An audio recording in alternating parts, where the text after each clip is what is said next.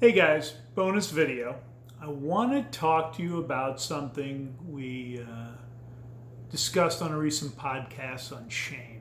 And I've talked to some other women about this over the years, but Coach Melanie nailed it in the discussion of women's shame. And I wanted to share this with you because I think this will also help in your understanding of your wife's struggles, women's struggles in general when it comes to shame.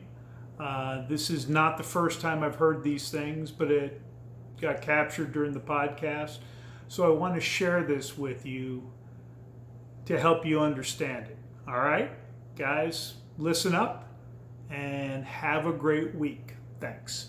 And if you would, if you haven't already subscribed, hit the subscribe button. That way you'll be notified when other videos drop and be kept informed on opportunities and events. Talk to you later.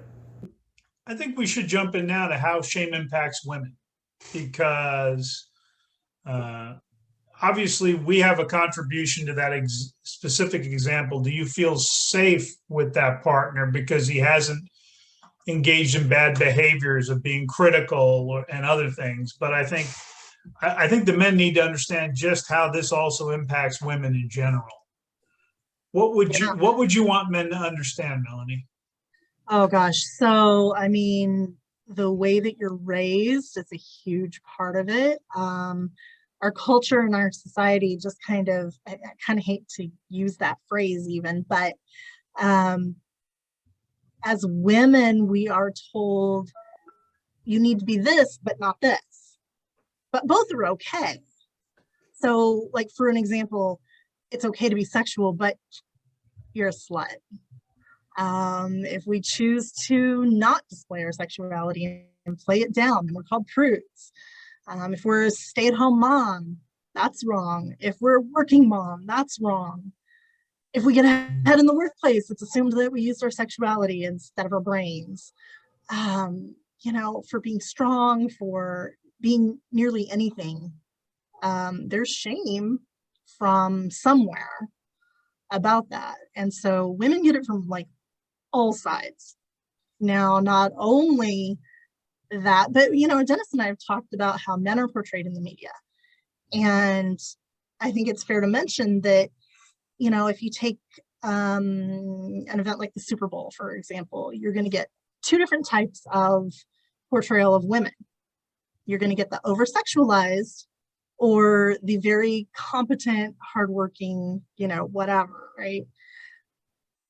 Where's the middle ground? You shouldn't be this, but you shouldn't be this. I think it makes women afraid to be feminine. I think it makes women afraid to